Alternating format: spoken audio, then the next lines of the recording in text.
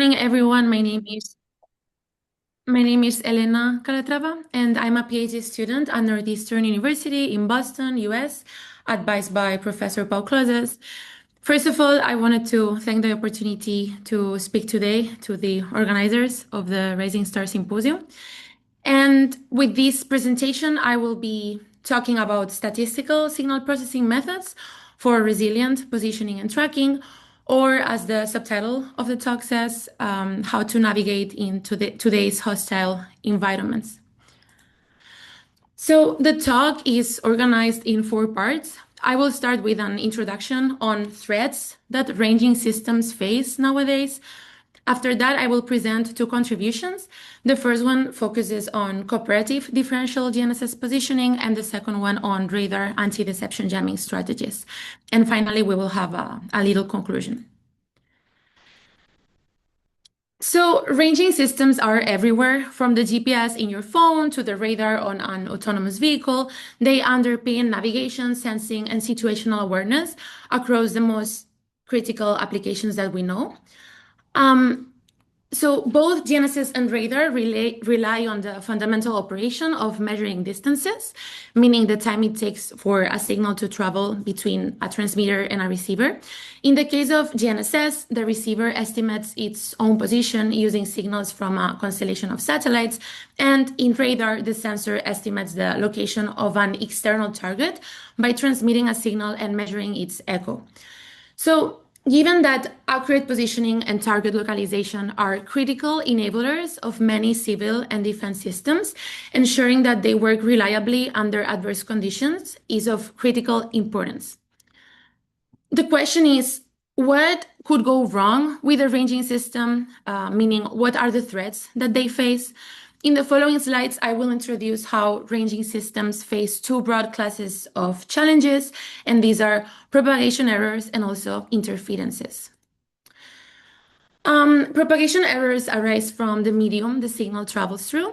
In the case of GNSS, common errors like atmospheric delays affect all receivers simultaneously, while local errors that are more context-dependent, like multipath or no line-of-sight propagation, are receiver-specific. So in the case of radar, atmospheric refractivity plays an analogous role and becomes particularly significant in systems like, for instance, over-the-horizon radar, which in this case relies on ionospheric reflection.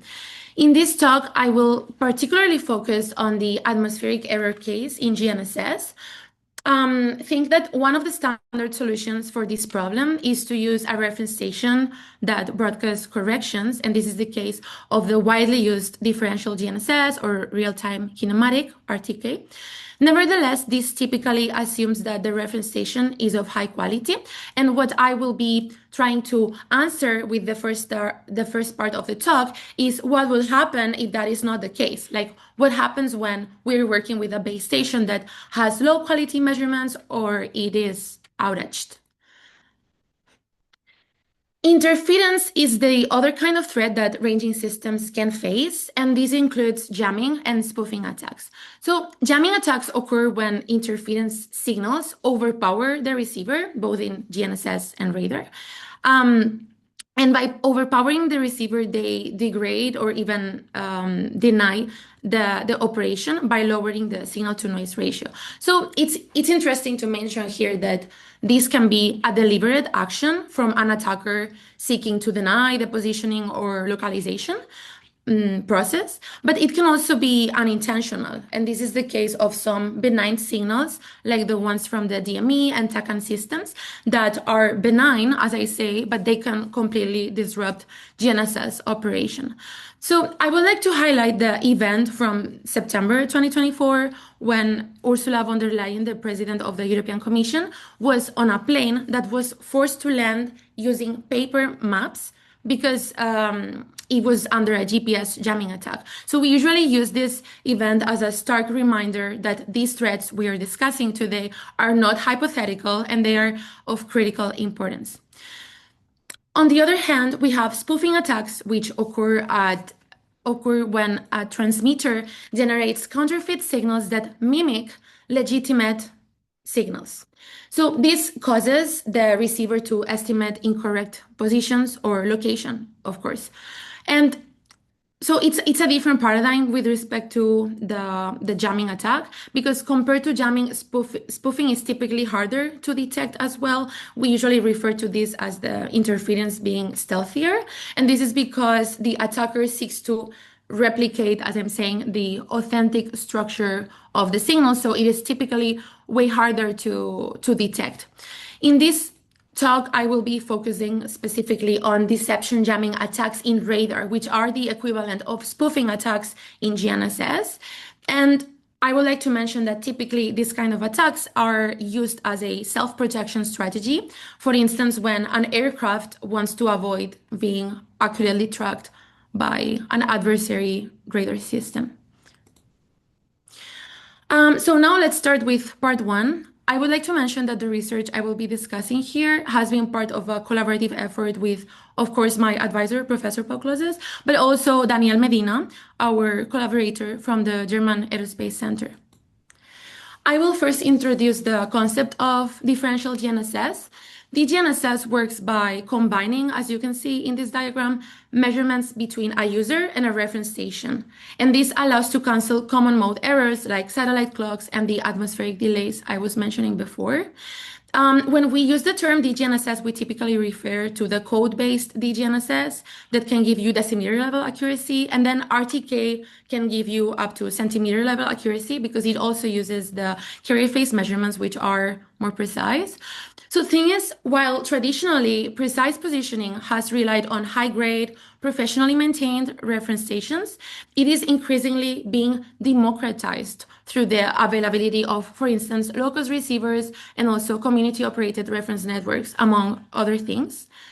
And in our work, we wanted to follow this trend towards the democratization of precise positioning by exploring the possibility of using low-quality reference infrastructure to generate corrections. So for instance, let's say we want to use a smartphone as a reference station. What will happen?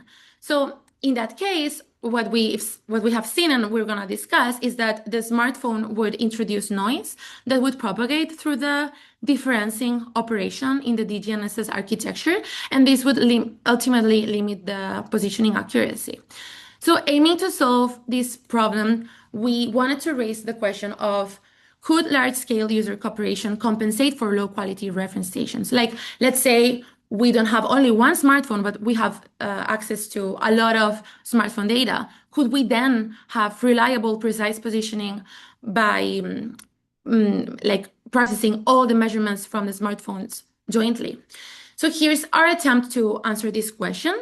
In this research, we propose a unified estimation framework where end users share their raw measurements with a central processing center that jointly estimates all positions together. So again, the question is, would processing all the measurements jointly in a single estimation problem provide an improved performance with respect to solving an independent estimation problems? And the answer is yes, and I'm going to be showing you why, both with simulation experiments and some theoretical analysis that we do by algebraically manipulating the cooperative Fisher information matrix of our estimation framework. But basically, let me tell you that the insight is that the reason why cooperation helps is that when multiple users use corrections from the same reference station, their observations become statistically correlated. And by embedding this into the statistical modeling of our problem, we are able to obtain better estimation performance because the reference station behaves as a kind of statistical anchor. So let me quickly show the standard DGNSS single user model. So here you can see that for each user R, we form single differences with respect to the base station B. And this allows us to cancel, as I said before, common mode errors like ionospheric, tropospheric delays, and also the satellite clock. And the resulting observation model is Gaussian with a covariance sigma RB that, as you can see here, contains the contribution of both the receiver noise and also the base station noise. So the key takeaway or the punchline here is related to this last term in this little equation. So we see how, given that the contribution of the base station noise is added to the full covariance of our model. In the case that we were using a low-cost reference station, this sigma b would be very large, and this would very importantly impact the estimation performance over framework. In order to solve this problem that we observe when using a low-cost reference station, we wanted to see if cooperation would help, which is the hypothesis that I was mentioning at the beginning of this part of the talk. So the question at this point would be, how do we embed cooperation in our estimation framework? So in this slide, we see how we can stack the measurements from all the end users together. And as a result, the network covariance, sigma tilde, has a 12-pleats structure, like a very specific structure, where the diagonal blocks contain the user plus base station noise, and the off-diagonal blocks contain only the base station noise. So this is, again, given by the correlation structure introduced by the shared reference. So the key result, which we will prove later with simulations and theoretical analysis, is shown here. As n grows to infinity, meaning as we work with larger scale networks, we see how the off-diagonal terms in the covariance vanish, and then sigma tilde converges to a block diagonal matrix that contains only the contribution from the user noise. So this is the mathematical statement and final result that shows how cooperation works. So in other words, we are seeing that by leveraging measurements from multiple users, we are able to lower the impact that the noise from the base station has in our estimation problem. In this slide, we see how by embedding the inter-user correlations within the measurement covariance, our estimation performance is improved. And this is particularly through a better conditioned weighting matrix, which is the inverse of the measurement covariance. And as we know, this weighting matrix takes part in the weighted least squares framework that is particularly what we use in our case as we are working with snapshot positioning. So basically, the idea behind this slide would be that the more cooperation, meaning the more users exchanging measurements, translates into a better conditioned sigma tilde, which increases the available information to the system and also reduces the error bound. And particularly in our analysis, we work, as I said, with the Fisher information matrix and the Cramer bound of the network. So we work with the cooperative FIM and the cooperative CRV, and we manipulate them algebraically to achieve the theoretical results that I will show later. Importantly, in practice, GNSS users do not see the same satellites. So some users, for example, those in very pronounced urban canyons, have a more constrained visibility. And this is why typically when we talk about cooperative GNSS positioning, the goal is to use measurements from users that have a better visibility in order to help those users in more constrained conditions. Consequently, the model that we use in this work uses two clusters of users. So the first cluster contains constrained visibility users who need help as a first cluster. And then the second cluster contains open sky users who provide this help. And under this scenario, the covariance structure, as you can see here, has a richer block pattern. And we can extend the research question to could we improve the constrained visibility and the poor geometry of the users in the constrained visibility cluster through cooperation among them? Here we have some simulation results that give us some hints on the behavior of the proposed cooperative estimation framework. As I mentioned before, all of this is proven theoretically, and I will discuss that in the next slides. But here, let me tell you a bit about the plots. So in both plots, we have the dashed black line, which is our non-cooperative baseline, and this is standard differential GNSS. The dotted line is the ideal bound. We refer to ideal DGNSS to the performance of differential architectures when the reference station is perfect, meaning that the base has measurements with zero noise. And then the colored curves here are our cooperative estimator results and the Kramer bound for that cooperative estimator. And we can see that different colors correspond to different numbers of visible satellites to the users in the open sky cluster. And this is denoted by K naught. So on the right, we have the RMSE as a function of network size. Results show how the cooperative curves converge toward the ideal bound as n naught grows. And this means that for very large networks, regardless of the satellites that are visible to the users in the open sky cluster, we will be able to achieve ideal DGNSS performance, which is better than standard DGNSS. And interestingly, we can clearly see in this figure how for even only one cooperative user, we are able to achieve better performance than standard DGNSS. And this is denoted by the first plotted marker here. And then also on the left, very importantly for the analysis that we have on the recently submitted paper, we see that the evolution of the RMSE as a function of the base station quality. So in this case, we report base station quality with this alpha parameter, which is the ratio between the variance of the base station noise and the variance of the receiver noise. We see that we are able to provide cooperation under all values of alpha. But interestingly, and we will see the mathematical explanation of this later, the improvement provided by cooperation is more pronounced for noisier base stations. And this makes sense because so the intuition behind this would be that if your base station has a very good quality, you don't need cooperation to achieve a good performance. However, the noisier it becomes, the more you get the benefit from cooperation. And of course, in all the results, we see how the Kramer bound matches the estimator results, which means that the estimator is efficient and also that it is properly implemented. Here we have results for RTK, where the model extends to the carrier phase with integer ambiguity resolution. And as a result, we have a mixed real integer estimation problem, which of course is more challenging.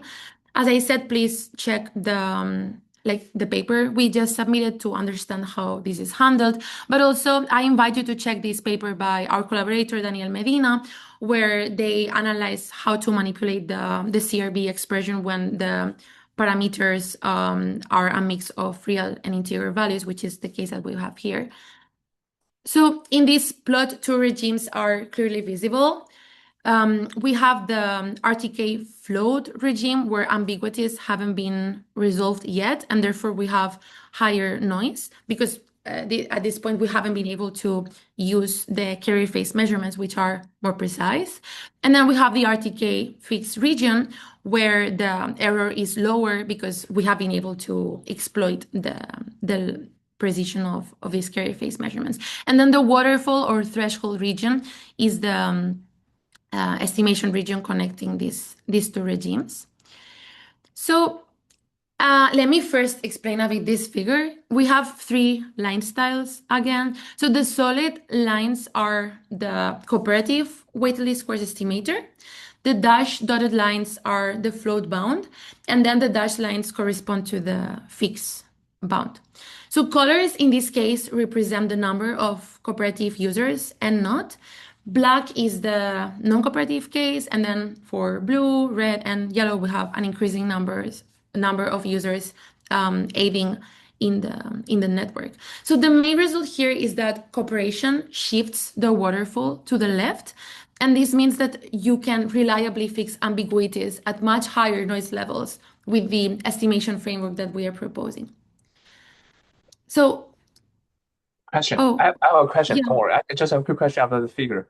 So of course, I think there is a trend that as the number of cooperative users going up, the threshold, the waterfall that I've just pointed out, gets towards the left end of this, Yes. right? And I wanted to ask, is there like a limit, a boundary, Mm. upon which you cannot push further?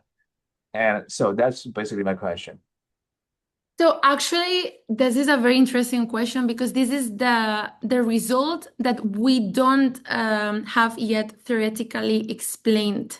Like all the other asymptotic regimes Mhm. are explained in our paper, Mhm. but I don't have the exact mathematical expression to the Or limit this would converge to. mm, But intuitively, that's a very good intuition because we also think it must converge to a to specific somewhere bound and stop um, like at further, some right? point, the more users you add, the Well, it performance doesn't will not really count. increase that much. Yeah, yes, I believe so. I tend to believe so. Thank you so much. Yeah, please go ahead. No, thank you for the question. Then this is actually something interesting and very relevant to characterize for people who want to implement this framework. Because if you know that by adding more measurements, you're not going to have an improvement, you wouldn't add those. Because of Yes, course, the more the users, the cost the goes more up, the right? Definitely. Yeah. exactly. Thank you. Thank you for the question. Yeah. So yeah. Well, maybe I can explain a bit more the figure results. We see that in the float regimes and the fixed regimes, the improvement provided by cooperation is not as dramatic, and in the case of the waterfall region. So we can see regarding the waterfall that with no cooperation, it happens like the waterfall happens at very low noise levels. However, as we add cooperating users, as Tao was suggesting, the transition is shifting like progressively to the left, and this means that the system achieves like reliable ambiguity resolution at significantly higher noise levels. And then the punchline I wanted to highlight at this point of the presentation was that we see how cooperation doesn't only improve accuracy, it also like expands the operating regime where centimeter level RTK positioning is even possible. And we believe this is a very beautiful result of our framework. Um, we also have results for ambiguity, fixed success rate, and we basically see that you have better success rate for increasing number of users. And as Tao is suggesting, the increment between n not equals 5 and n not equals 20 is lower than that between n not equals 1 and 5. So at some point, you don't see so much improvement by adding more users. Well, now finally we can start discussing a bit the theoretical analysis. Please check our paper if you're interested in checking the derivations and complete mathematical expressions. We also have a supplemental result. However, here I will just give you the main takeaways. So, first of all, the theoretical backbone of this theoretical analysis is the parameterized cooperative Fisher information matrix. We derived a closed form expression of this matrix as a function of the network size, also the base station quality, and the geometry of the users from the constraint and open sky visibility clusters. So we're showing results here, assuming that we only have one constrained visibility user, but this is in the interest of space and without loss of generality. The block structure of this matrix, as you can see, is very clean. Like the top left block captures the information about the aided user. The off-diagonal blocks captures the cross information between the users, and this is mediated through the noise from the shared reference station, as we have been discussing. And then the bottom right block captures the information about the aiding users. And here we see that we tried to elegantly separate the Fisher information contribution from the satellites that are observed by the constrained visibility user in a separated way from those satellites that are only visible to the open sky users. And finally, the beta coefficients that you see here correspond to the scaling factors that are indeed expressed as a function of the base station quality and also the number of users in the network. And you can see them in the table, and please check the paper for the derivations. So it is from that expression that I showed from the Fisher information matrix that we can start manipulating algebraically to obtain the following theoretical results. So first we see that under ideal satellite visibility, meaning when the aiding users have good exclusive visibility and K naught converges to infinity in an ideal scenario, the CRB is always below the non-cooperative bound from standard DGNSS. So this means that no matter the value of K naught, so of the exclusive satellites, no matter what the value of N naught is, meaning the number of cooperative users, for an ideal visibility, we're always going to see an improvement from cooperation. So interestingly, the derivative of this is what tells us that there is a monotonic decrease, meaning there is always an improvement for increasing N naught. And also from this expression here, we understand that higher base station noise gives you a higher performance increment rate provided by cooperation. So before in the simulation results, I told you that lower quality base stations provided you with a higher performance improvement provided by cooperation. And this is the mathematical proof. So of course, for a low quality base station, the performance will be worse, but the the rate of improvement will be better. So the main result of our work is that for a large scale network, meaning when N naught goes to infinity, we achieve the ideal DGNSS bound. And also, we see that one of the requirements for cooperation providing an improvement is that there are some satellites that are exclusively visible to the open sky users. However, this is basically the definition of an open sky user in our scenario, which means that it has better visibility than the constrained visibility user. So to close this part, CDGNSS, the estimation framework we have proposed, is a centralized passive architecture that allows us to improve performance with even a single aiding user. I didn't mention this with the previous results, but we have also seen that by adding more constrained visibility users into the network, the performance is not damaged, which is a very reassuring result. The main result from our work is that we see that in large-scale networks, we can achieve the ideal bound and counter downweight the contribution of the noise from the base station, which solves our research statement. And also, I would like to mention that here I didn't discuss the impact that multipath or faulty measurements, like let's say a Byzantine user that wants to jeopardize the network operation. So I didn't discuss the impact of this kind of eventualities in our framework, but you can check our paper where we proposed a method based on robust signal processing to counter these kind of situations. So now let's move to part 2, which focuses on radar anti-deception jamming. The main paper for this part is published in Transactions on Aerospace and Electronic Systems.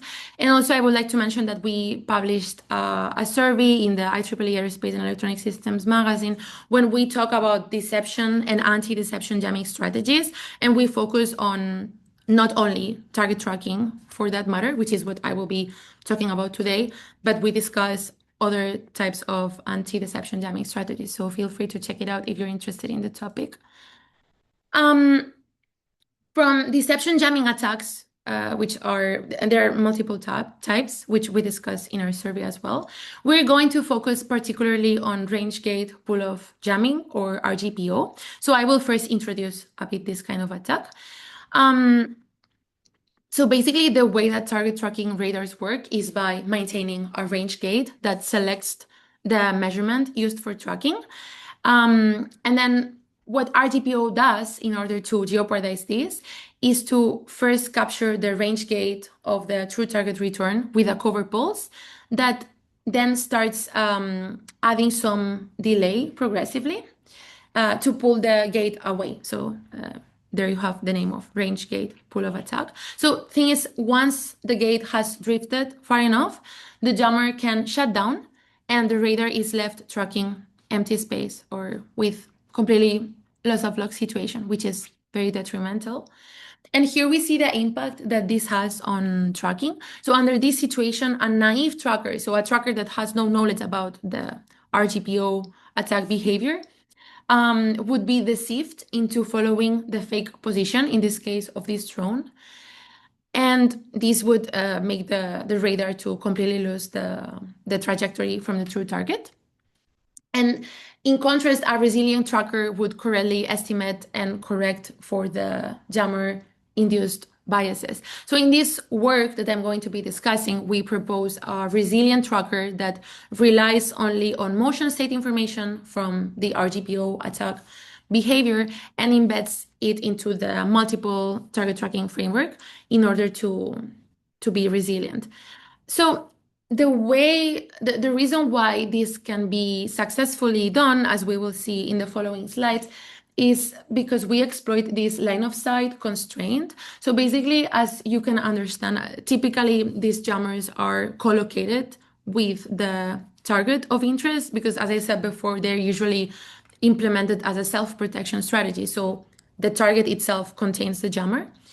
And consequently, the fake returns will be aligned along the line of sight direction, meaning the line of sight vector between the target and the radar. So by exploiting this constraint, this spatial constraint, and also the takeover kind of maneuver that I was discussing from the range gate cover poles gradually incrementing the range, we can kind of describe the kinematics of this attack and embed them into the target tracking framework.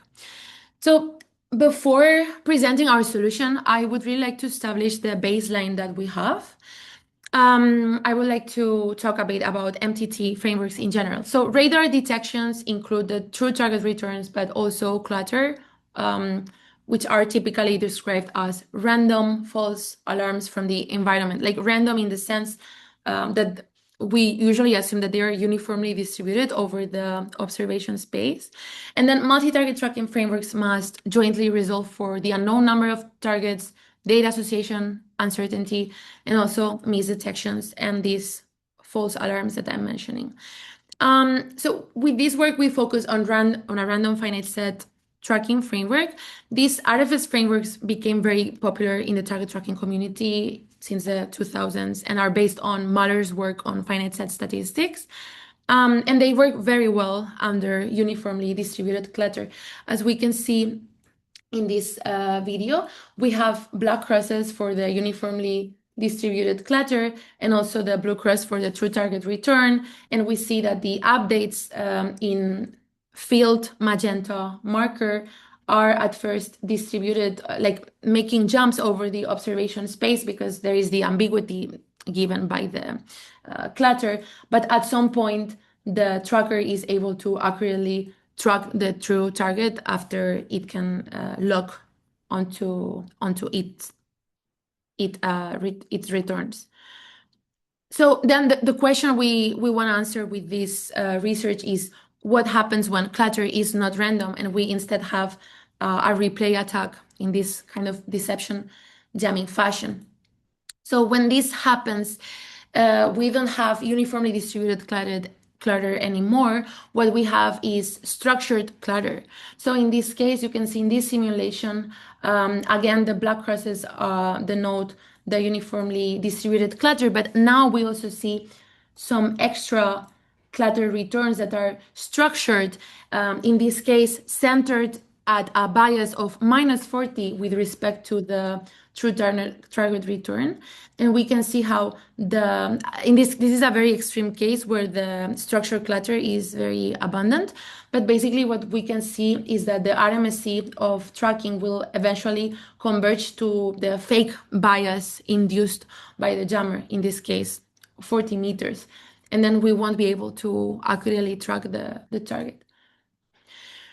So here's our proposed strategy to solve this problem. As I said before, we have identified some kinematics like knowledge about the attack behavior for these RTPO strategies. So what we do is to embed this behavior into the adversarial clutter model. And we do not only have the standard uniformly distributed clutter model, but some components, protection components that model the adversarial clutter case. This is introduced into the random finite set measurement model, which takes part in the MTT framework that we use. And as a consequence, we are able to distinguish between the real and the spoof track. In our case, we propose two variants of strategy. Like the first one is an adaptive approach that estimates the jammer induced bias online, and this is done by augmenting the state vector. And this allows us to track the attack as it evolves and to maintain accurate attack detection throughout, because we also have like part of our work is on jamming event probability calculation, as I will introduce later. But I would like to mention that we also have a non-adaptive variant that is of lower complexity and predetermined bias. And as I say, this is simpler and is reliable only when the false target remains near the true target in what we refer to as the takeover region. So let me now give you, All right. oh, sure. A question. Before you move on, can we go back to the previous slide where you talk about the adversarial cluster model? Because I wanted to clarify this point. So when you see adversarial cluster model, is this related to the attack model or attack patterns, right? Yes. And then I wanted to know, how do you know this cluster model if the tag is unknown? Because in the table, you mentioned there could be a possible unknown varying attacks, right? So Mhm. how does that happen if you don't know the attack patterns or attack strategy, whatever? So specifically, the behavior that we do know is like twofold. First of all, the fact that the false return will be along the line of sight direction, Mhm. as I was mentioning. And the second thing is that the attack, like the false returns typically originate at the vicinity of the true target. And then the fake range starts increasing gradually. Mhm. So the part that is unknown is the exact bias, meaning the fake range that the attacker is inducing.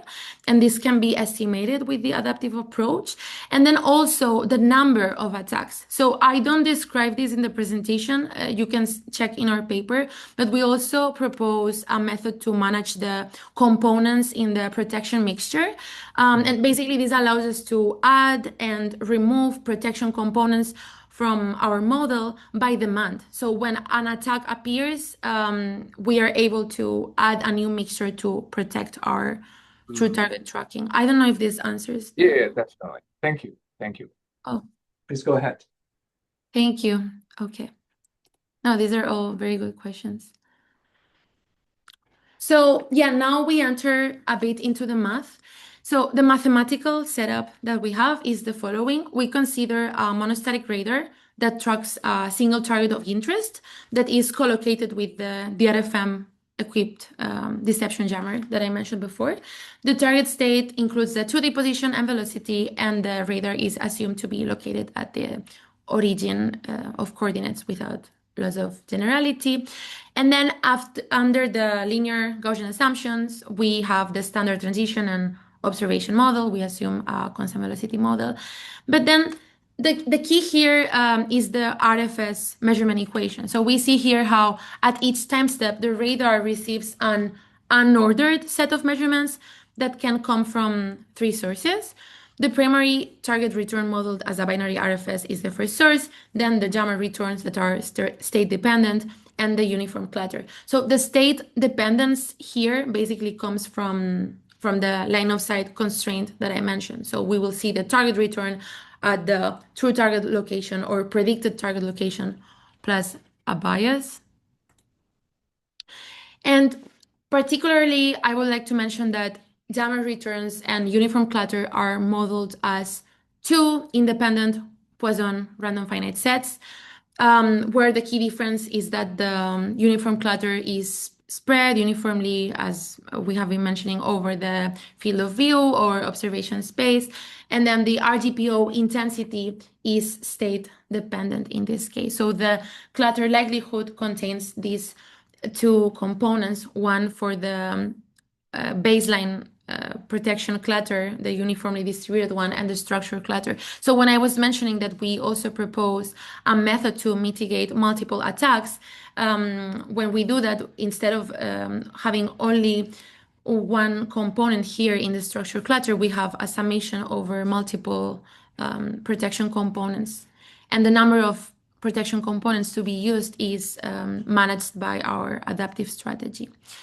So here I would like to mention briefly that, as I mentioned, the adaptive variant estimates the bias by state augmentation, but the important nuance in this slide would be that someone may ask, how do you know where your false target is going to be? So the answer to this is because we have some knowledge about the target location given the target tracking framework that we are using. So this means that in order to build the measurement model of that false return that we're going to observe, we need to use the predicted mean of the distribution that tells us where the target is in order to build where it is predicted that the false return is going to be.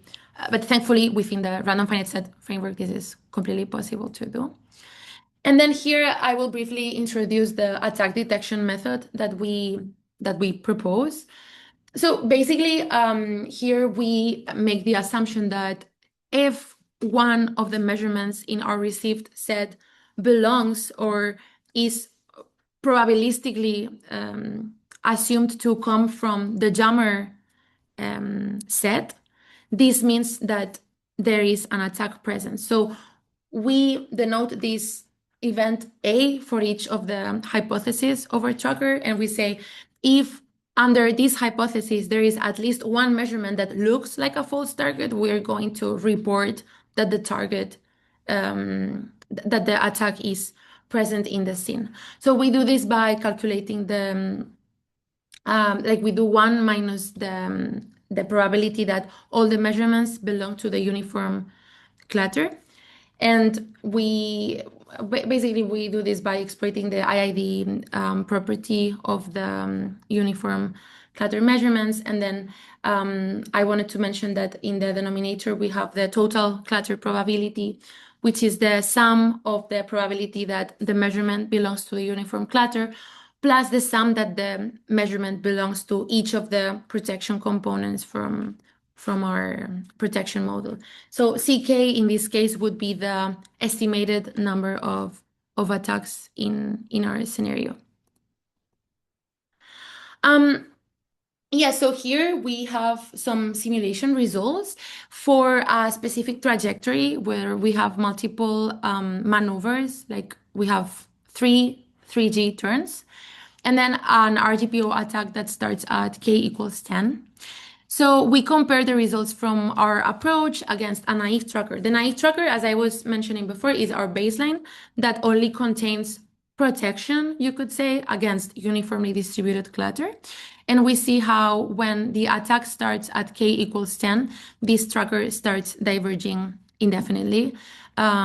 Because basically what happens is that, as you can see here, the RGPO attack is introduced at a very challenging moment, right when the target is doing a maneuver. And this kind of pulls off the lock of the tracking radar. As we can see in terms of RMSE, the two proposed approaches perform very similarly. It is in terms of the jamming event probability calculation or attack detection performance that we see a better results for the adaptive approach. And this is because at some point, as you can see, the range increases for the false trajectory. And at some point, the spoofed track is outside the takeover region of the target, and consequently the non-adaptive strategy, which has a fixed bias and is more limited, is not able to follow that attack. So as I was saying, in terms of RMSE, the performance is very similar.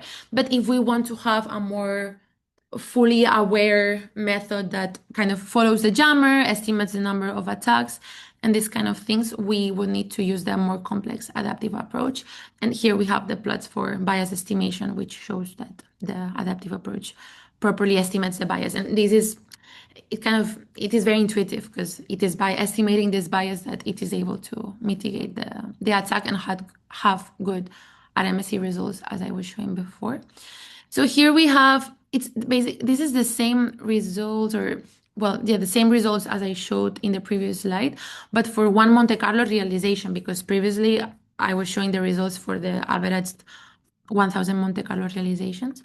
So here we see how on the lower right, you have the actual ground truth and spoof trajectories, but in the upper left figure, we see how actually, I don't know if this is too small, but the protection component here shown in black shows how the protection bias is aligned with the false return. And also the update covariance of the tracker is centered on the true target return and is very small. So the tracker is also very confident of being tracking properly the true target. The estimation bias is very accurate, and also data association uncertainty is pretty good, meaning that the tracker is able to discern between a false and a true target return. So here we have results for the multiple attack case.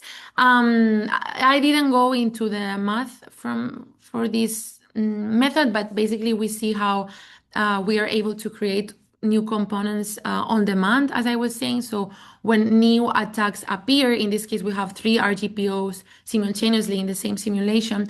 There are new components that were not present in the protection model at first, but then they are created. And then when one of the attacks disappears, those protection components are sent to dormant state. So we are also trying to make the method kind of efficient. Yeah, so as an overview, we have proposed a target tracking strategy that embeds RGPO information into the RFS clutter model. And this allows us to have good tracking performance under this kind of attacks without using heuristics and also feature extraction, which is what is more commonly done in the other literature. Yeah, I didn't show, but we have also done some loss of efficiency analysis that shows that if you use the protection model under no attack, you don't degrade tracking performance significantly, which is good. And yeah, so I think I have some seconds for a final conclusion. So to summarize, this talk addressed resilience in two ranging-based systems through a common probabilistic lens. So in part 1 for cooperative differential GNSS, we showed that large-scale user cooperation asymptotically restores centimeter level accuracy, even when the reference infrastructure is degraded. Then in part 2, which I just introduced, we had some radar anti-deception jamming work, where we showed that by embedding attack structure into the tracking framework, we can significantly reduce the spoofed track persistence. And I would like to say that together, these contributions show that probabilistic uncertainty-aware methods provide a principled path toward resilient ranging systems, which are of critical importance today. And well, that's it. Thank you very much for attending the talk. And I'm happy to take questions.